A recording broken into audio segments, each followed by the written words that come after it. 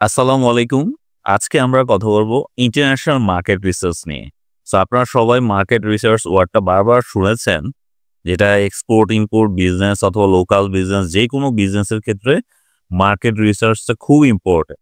So আমরা আজকে শেখার চেষ্টা করব ইন্টারন্যাশনাল মার্কেট রিসার্চ। সো ১ম কোয়েশ্চেনটা হচ্ছে মার্কেট রিসার্চ কি? আমরা যদি কোনো একটা প্রোডাক্টকে কোনো একটা মার্কেটে লঞ্চ করতে চাই, আমাদের কিছু প্রি-রিকুইজিট ইনফরমেশন দরকার ওই মার্কেটে এন্টার করার আগে। সো এখানে কি দরকার? আমি যদি একটু বাই বুক না বলে আপনাদেরকে একটা গল্পের ছলে বলি, যেমন এসিমি ফাউন্ডেশনে কাজ করতে গিয়ে অনেক ক্ষুদ্র উদ্যোক্তা আমাদের কাছে কোয়েশ্চেন করে। যেমন রিসেন্ট হেনরিকে অ্যাসোসিয়েশনে একজন আমাকে কোয়েশ্চেন করেছে যে, উনার মতো একজন ছোট উদ্যোক্তার প্রোডাক্ট কেন H&M এর মতো একটা ওয়ার্ল্ডের রিটেইল জায়ান্ট তারা কেন ওনার প্রোডাক্ট নিবে? উনি আমাকে একটা কোয়েশ্চেন করেছে একটা ফিজিক্যাল ওয়ার্কশপে। সো দেখেন এই কোয়েশ্চেনটা খুব ইম্পোর্টেন্ট। ওনার কোয়েশ্চেন হচ্ছে H&M কেন উনি যতই ভালো প্রোডাক্ট বানাক উনার প্রোডাক্ট কেন নিবে? এই কোয়েশ্চেনটা খুব ইম্পোর্টেন্ট। অ্যান্সারটা হচ্ছে অ্যাকচুয়ালি H&M ওনার প্রোডাক্টটা নিবে না। তাহলে আমরা যে এক্সপোর্ট ইম্পোর্টের ক্ষেত্রে যে আমরা বায়ার খুঁজবো, মার্কেটের কথা বারবার বলছি। সো আপনাদের চিন্তা করতে হবে আমাদের কাস্টমার, আমাদের বায়ার, আমাদের রিটেইলার কারা অ্যাকচুয়ালি? এখানেই আপনার অ্যান্সারটা আসতেছে। আই মিন H&M এর মতো হাই এন্ড একটা কোম্পানি আপনার প্রোডাক্টটা নিবে না, আমি ওনাকে বললাম। সো কারা নিবে? মিড লেভেলের কোনো কোম্পানি, মিড লেভেলের কোনো হোলসেলার নিবে, কোনো ইম্পোর্টার নিবে অথবা লোয়ার সেগমেন্টে। সো মার্কেটের মধ্যেও অনেক ধরনের সেগমেন্ট আছে।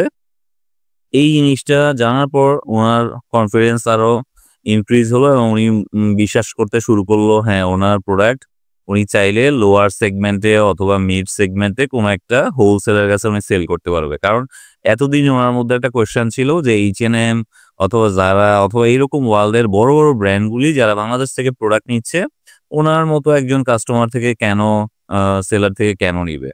সো মার্কেট রিসার্চে অ্যাকচুয়ালি আপনাদেরকে খুঁজে বের করতে হবে আপনার ক্রেতা কারা, আই মিন আপনার কাস্টমার কারা, আপনার বায়ার কারা, আপনার বায়ারের চাহিদাটা কি, মার্কেটে কি সমস্যা আছে, সেই সমাধানগুলি সে কিভাবে করছে, প্রোডাক্ট সোর্সিং আমরা কোথা থেকে করছি এটা জানা খুব জরুরি। ধরেন আপনি একটা প্রোডাক্ট মাস্টার্ড অয়েলের মতো খুব অর্ডিনারি একটা প্রোডাক্ট যেটা আমাদের ফুড মার্কেটে অনেক বেশি সেল হচ্ছে। সো প্রোডাক্ট সোর্সিংটা আপনি কোথা থেকে করবেন? আপনি কি মানিকগঞ্জ থেকে করবেন নাকি টাঙ্গাইল থেকে করবেন নাকি উত্তরাঞ্চল থেকে করবেন? এই প্রোডাক্ট সোর্সিংটা সাথে অনেকগুলি কথা জড়িত। প্রোডাক্ট সোর্সিংটা কোন সময় করবেন? সিজনের একদম শুরুতে করবেন নাকি সিজনের মিড সিজনে করবেন নাকি সিজনটা যখন শেষ হয়ে যায়? প্রোডাক্ট সোর্সিংটা কি আমি কাছের কোনো সাপ্লায়ার থেকে নিবো নাকি দূরের কোথাও থেকে নিবো? ট্রান্সপোর্টেশন কস্ট এখানে এড হবে। সো অনেকগুলি বিষয় এখানে জড়িত থাকে। সো আমরা মার্কেট রিসার্চ আরো জানার চেষ্টা করব আমাদের কম্পিটিটর কারা, কম্পিটিটররা কি অফার করছে, কোন ডিস্ট্রিবিউশন চ্যানেলে কাজ করছে। এই সবকিছু রিসার্চ করাই হচ্ছে মার্কেট রিসার্চের কাজ। আই মিন আপনারা বুঝতে পেরেছেন?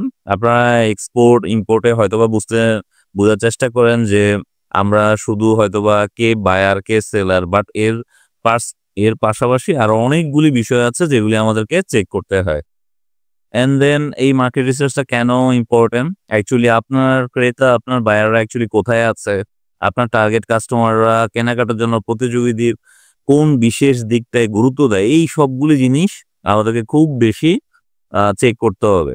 বর্তমান মার্কেটে আপনার টার্গেট কাস্টমার কাছে কোন বিষয়টি ট্রেন্ডিং এ আছে?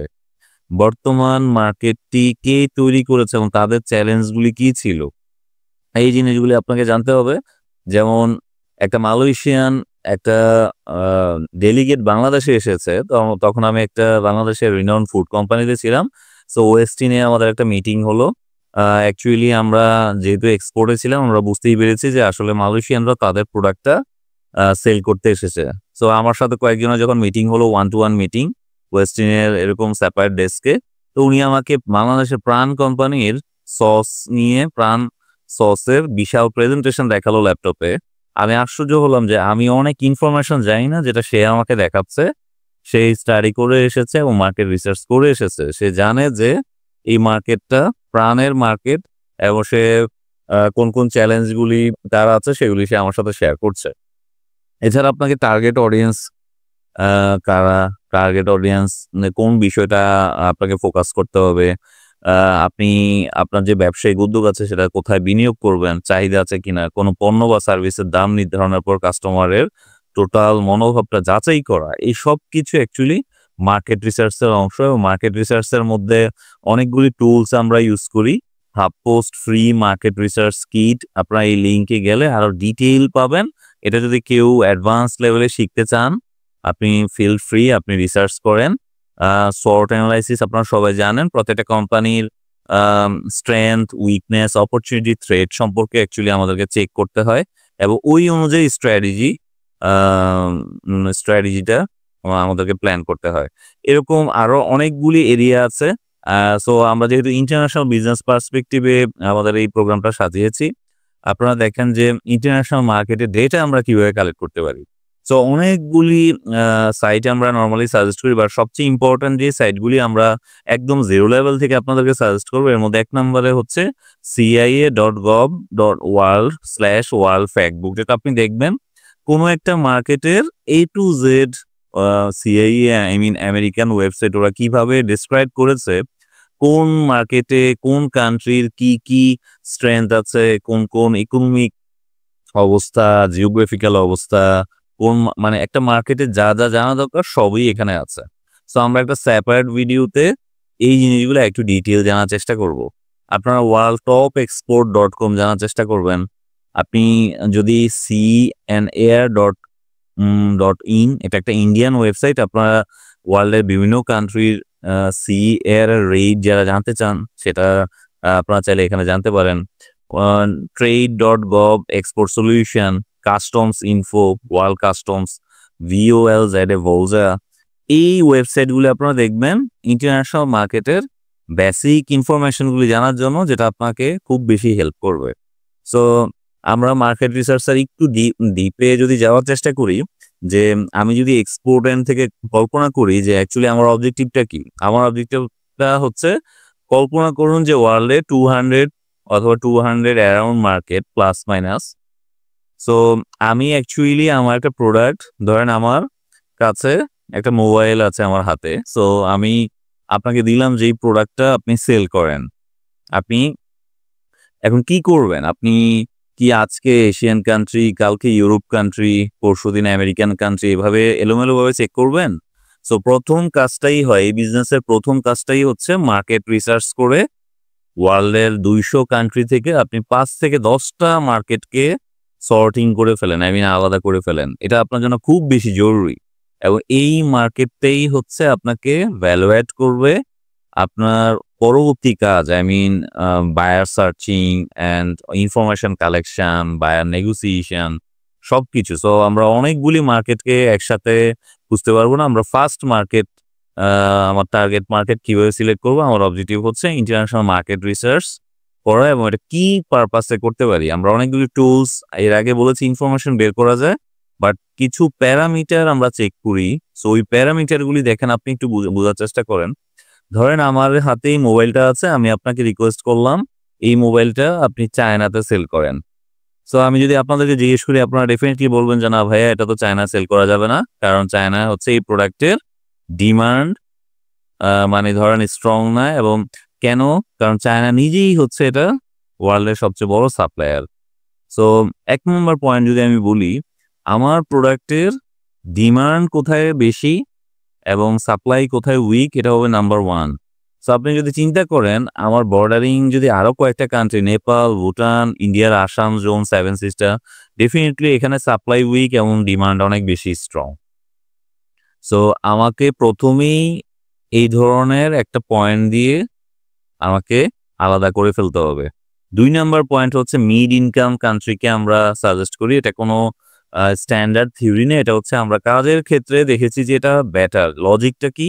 লজিকটা হচ্ছে ওয়ার্ল্ডের হাইলি ডেভেলপড কান্ট্রিগুলি প্রচন্ড compliance and certification oriented. So আপনি যদি নিউ কামার অথবা নিউ এক্সপোর্টার হয়ে থাকেন, আপনার জন্য শুরুতে একটা চাপ তৈরি হবে। সো চাপটাকে এড়ানোর জন্য আমরা মিড লেভেল মানে একদমই খুব পুয়ার কন্ডিশন না, মিড লেভেল। ইনকামটা কেন জরুরি? কারণ পারচেজিং ক্যাপাসিটি যদি না থাকে তখন আপনি ওই প্রোডাক্টটা ওই মার্কেটে সেল করতে পারবেন না। সো যদি আপনি এইভাবে সার্চ দেন, আপনি দেখবেন যে সেপারেট কিছু কান্ট্রি চলে আসবে।